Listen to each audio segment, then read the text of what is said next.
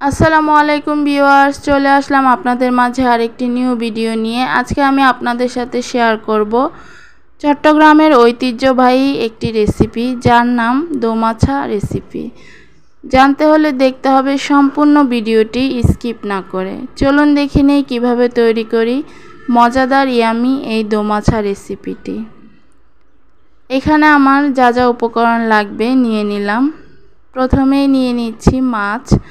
আমি মাছগুলো এরকম সাইজ করে কেটে নিয়েছি। বেশিরভাগই পেটের দিকের মাছটা নিয়েছি যেন কাটা কম থাকে। এখানে নিয়ে নিলাম লইট্টা শুটকি এরকম করে কেটে। আরও নিয়ে নিলাম ধুন্দুল। আপনারা চাইলে এর পরিবর্তে বেগুন বা টমেটো বা যে কোনো সবজি নিতে পারেন। এখন আমি শুটকিগুলো একটু গরম পানিতে ফুটিয়ে নেব। এই তো দেখতে পাচ্ছেন বলক চলে এসেছে, নামিয়ে ধুয়ে নেব শুটকিগুলো। কড়াইতে পরিমাণ মতো তেল দিয়ে দিলাম। এখন দিয়ে দিব পেঁয়াজ কুচি। পেঁয়াজটা একটু বেশি পরিমাণে নিতে হবে। পেঁয়াজটা আমি হালকা একটু সফট করে নেব, ব্রাউন কালার করে ভাজবো না, এতে করে শুটকির যে একটা ফ্লেভার আছে সেটা নষ্ট হয়ে যাবে। এখন আমি শুটকিগুলো 1-1.5 মিনিট ভেজে নেব। এভাবে দিয়ে দেব পরিমাণ মতো লবণ। অবশ্যই চেষ্টা করবেন শুটকিটা এভাবে একটু ভেজে নেওয়ার। এই তো ভেজে নিলাম। এখন আমি অ্যাড করব মশলা। প্রথমেই দিয়ে দিচ্ছি 1.5 টেবিল চামচের মতো আদা রসুন বাটা। আদা রসুন বাটা একটু ভেজে নেব কাঁচা গন্ধটা যাওয়ার জন্য। এ পর্যায়ে আমি দিয়ে দেব 1 চা চামচ হলুদের পাউডার, 2 চা চামচ মরিচের পাউডার। যেহেতু দোমাছা করব, একটু ঝাল না হলে ভালো লাগবে না। দিয়ে দিলাম 1 চা চামচ ধনিয়া পাউডার, 1 চা চামচ জিরা পাঁচফোড়নের গুঁড়া। এখন আমি মশলাটা খুব ভালোভাবে নেড়ে মিশিয়ে নেব। এ পর্যায়ে আমি অ্যাড করব 1 টেবিল চামচ টমেটো সস।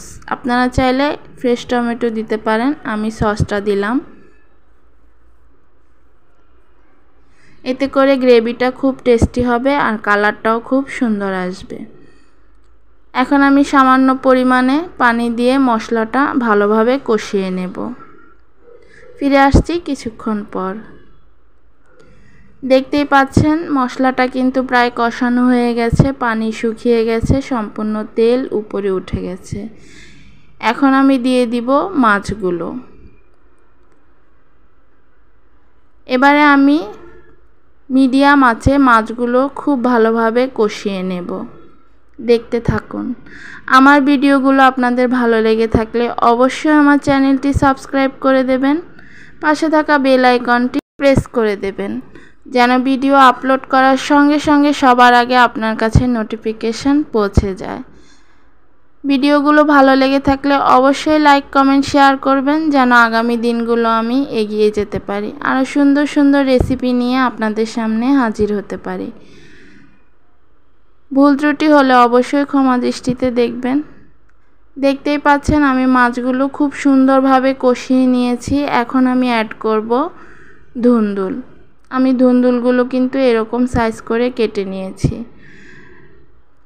এবারে আমি 1-1.5 মিনিটের মতো ধুন্দুলটা খুব ভালোভাবে ভেজে নেব এই মশলায়। এই রান্নায় কিন্তু আমি আর কোনো পানি ব্যবহার করব না। দেখতে থাকুন কিভাবে সম্পূর্ণ রান্নাটি করি। ধুন্দুলটা আমি খুব ভালোভাবে ভেজে নিয়েছি। এখন আমি চারদিক থেকে একটু গুছিয়ে একটি ঢাকনা দিয়ে ঢেকে দেব 2 মিনিটের জন্য। ফিরে আসছি 2 মিনিট পর।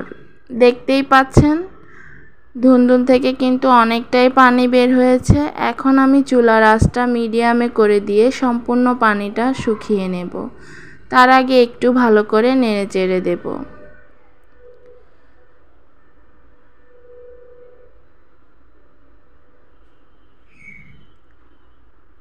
ফিরে আসছি কিছুক্ষণ পর।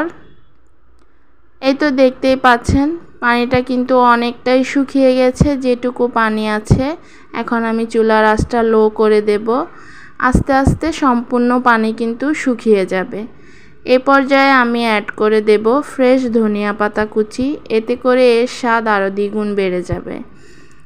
অবশ্যই আপনারা এভাবে ট্রাই করবেন, আশা করছি ভালো লাগবে। দেখতেই পাচ্ছেন কতটা ইয়ামি হয়েছে। গরম ভাতের সাথে কিন্তু এমন একটি রেসিপি থাকলে আর কোনো কিছুর প্রয়োজন হয় না। অবশ্যই ট্রাই করবেন, খুবই ভালো লাগবে ইনশাআল্লাহ। আল্লাহ হাফেজ, সবাই ভালো থাকবেন।